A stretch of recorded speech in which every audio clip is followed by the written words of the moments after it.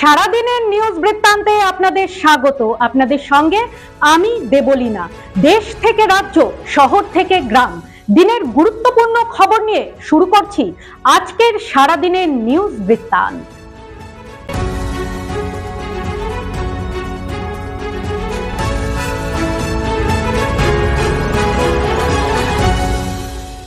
সারাদিনের নিউজ বৃত্তান্ত নিবেদন করছেন জুয়েলার্স, সোনা যা সর্বক্ষণের। Agnishwar jewellers, NS road, Raiganj. Shri Dhaka jewellers, আভিজাত্যের গয়না। ত্রিনয়নী জ্যোতিষ কার্যালয়, শ্যামপুর মোড়, দেবীনগর, রায়গঞ্জ। নেশামুক্ত সমাজ করতে Raiganj unity foundation, Rupahar, Raiganj. North বেঙ্গলের সেরা সুপার স্পেশালিটি হাসপাতাল জীবনরেখা। চেষ্টা নেশা মুক্তি কেন্দ্র, দেবীনগর, রায়গঞ্জ। ফের পালাবদল রায়গঞ্জ পৌরসভায়, ভেঙে গেল বোর্ড অফ অ্যাডমিনিস্ট্রেটর। একক ক্ষমতা পেলেন সন্দীপ বিশ্বাস। মুহুর্মুহু পট পরিবর্তন হচ্ছে রায়গঞ্জ পৌরসভায়। গত 1 নভেম্বর সন্দীপ বিশ্বাসকে চেয়ারপারসন ঘোষিত করে 4 সদস্যের নতুন বোর্ড অফ অ্যাডমিনিস্ট্রেটর ঘোষণা করা হয়, যেখানে ছিলেন প্রাক্তন উপপৌরপতি অরিন্দম সরকার, সাধন কুমার বর্মন এবং প্রদীপ কল্যাণী। কিন্তু বৃহস্পতিবার রাজ্যের প্রিন্সিপাল সেক্রেটারি স্বাক্ষরিত নতুন নির্দেশিকা আসতেই জেলা জুড়ে শুরু হয়েছে রাজনৈতিক গুঞ্জন। নির্দেশিকায় শুধুমাত্র সন্দীপ বিশ্বাসকে একক ক্ষমতা দিয়ে ভেঙে দেওয়া হলো পৌর প্রশাসক মণ্ডলীর বোর্ড। বাদ গেলেন অরিন্দম সরকার, সাধন কুমার বর্মন এবং তাৎপর্যপূর্ণভাবে প্রদীপ কল্যাণীও। তবে কী কারণে এই পরিবর্তন, সে বিষয়ে মুখ খুলতে চাইছে না কেউই। বিগত কিছুদিন ধরেই রায়গঞ্জ পৌরসভা এবং রায়গঞ্জের বিধায়ক দ্বন্দ্ব চর্চায় এসেছিল শহর জুড়ে। এই পরিবর্তন কি সেই দ্বন্দ্বেরই ফল? প্রশ্ন রাজনৈতিক মহলে। তবে একক প্রশাসক হিসেবে সন্দীপ বিশ্বাসের হাতে এখন পুরো পৌরসভার দায়িত্ব। রায়গঞ্জের রাজনৈতিক পর্যবেক্ষকদের মতে এই সিদ্ধান্ত আগামী পৌর নির্বাচনের আগে প্রশাসনিক দিক থেকে বড় তাৎপর্য বহন করতে পারে। আগামী বছর বিধানসভা নির্বাচন, তার আগে জনতার ভরসা জিততে মরিয়া তৃণমূল। বিগত নির্বাচনগুলিতে তৃণমূল বড় জয় পেলেও গ্রামের তুলনায় শহরের ভোট কমেছে তৃণমূলের। কাজেই 26 বিধানসভার আগে সতর্ক দল। এই কারণেই দলের second in command Abhishek Banerjee বার্তা দিয়েছিলেন রাজ্যের, বিশেষত উত্তরবঙ্গের বিভিন্ন পুরসভাগুলিতে রদ বদলের। এবার সেই পথেই হাঁটল দল। বৃহস্পতিবার পুর নগর উন্নয়ন দপ্তর বিজ্ঞপ্তি জারি করে রায়গঞ্জ পুরসভায় ভেঙে দিল প্রশাসক মণ্ডলী। একক ক্ষমতা পেলেন পুর প্রশাসক সন্দীপ বিশ্বাস। তবে শুধু রায়গঞ্জেই নয়, বদল আসতে চলেছে কালিয়াগঞ্জ ও ডালখোলা পৌরসভাতেও। জেলা সভাপতি কানাইয়ালাল আগরওয়াল বৃত্তান্তের প্রতিনিধিকে জানান, কালিয়াগঞ্জ পৌরসভায় সরছেন রামনিবাস সাহা। নতুন পৌরপতি মনোনীত হচ্ছেন সুজিত কুণ্ডু এবং উপপৌরপতি হচ্ছেন জয়া বর্মন দেব শর্মা। একইভাবে ডালখোলা পৌরসভায় সরতে হচ্ছে স্বদেশ সরকারকে। নতুন পৌরপতি হচ্ছেন সুজনা দাস।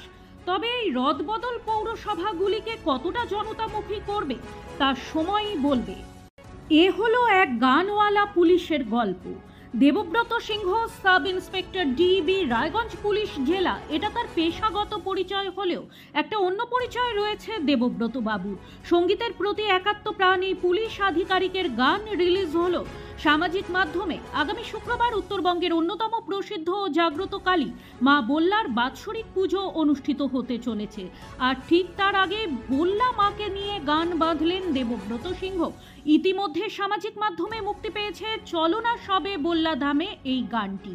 গানটি লিখেছেন সুমন বিশ্বাস এবং জয়ন্ত দেব। গানটির সঙ্গীত আয়োজনে রয়েছেন বিশ্বায়ন দে। ভিডিও এডিটিং এর দায়িত্বে রয়েছেন মিডিয়া সেন্টার। প্রসঙ্গত উল্লেখ্য, গানটি রামপ্রসাদী সুরে গেয়েছেন দেবব্রত সিংহ। পুলিশের একটি গুরুত্বপূর্ণ পদে থেকে সব দায়িত্ব সামলে সঙ্গীতের জন্য যেভাবে সময় বের করেন দেবব্রত বাবু, তা এক কথায় অনবদ্য। গানটির সঙ্গীত আয়োজক বিশ্বায়ন দে এদিন কলেজ পাড়ায় নিজের স্টুডিওতে বসেই জানান, রামপ্রসাদী সুরে এই শ্যামা সঙ্গীতটি অপূর্ব গেয়েছেন দেবব্রত বাবু।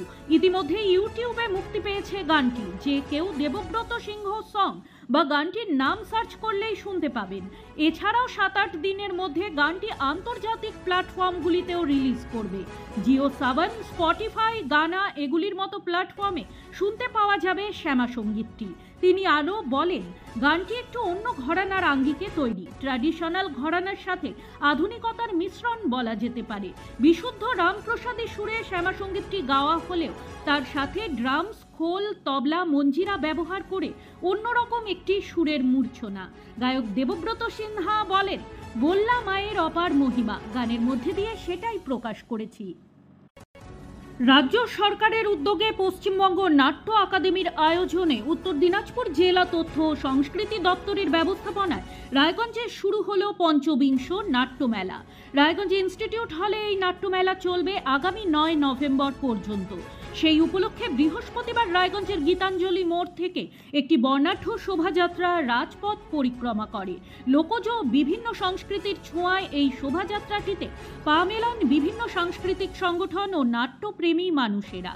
শোভাযাত্রা শেষ হয় রায়গঞ্জ ইনস্টিটিউটে এসে সেখানে সন্ধ্যা 6টায় নাট্যমেলার উদ্বোধনী অনুষ্ঠানে প্রদর্শিত হয় বালুরঘাট ঋত্বিক নাট্য দলের পূর্ণ দৈর্ঘ্য নাটক নির্জন রাখাল। 7 থেকে 9 তারিখ পর্যন্ত প্রতিদিন 2টি করে নাটক প্রদর্শিত হবে এই নাট্যমেলায়। এছাড়া প্রতিদিন সকাল 11টা থেকে চায়ের ধোঁয়ায় নাটকের আড্ডা নামক বৈঠকে নাটক নিয়ে আলাপ আলোচনা ও চর্চায় অংশ নেবেন নাট্যকলা কুশলীরা। জেলা তথ্য সংস্কৃতি আধিকারিক শুভম চক্রবর্তী জানান, এই নাট্যমেলায় সকলের প্রবেশ অবাধ। প্রতিদিনের প্রতি মুহূর্তের খবরের আপডেট পেতে চোখ রাখুন নিউজ বৃত্তান্তের ফেসবুক পেজে। সাবস্ক্রাইব করুন নিউজ বৃত্তান্ত ইউটিউব চ্যানেলকে।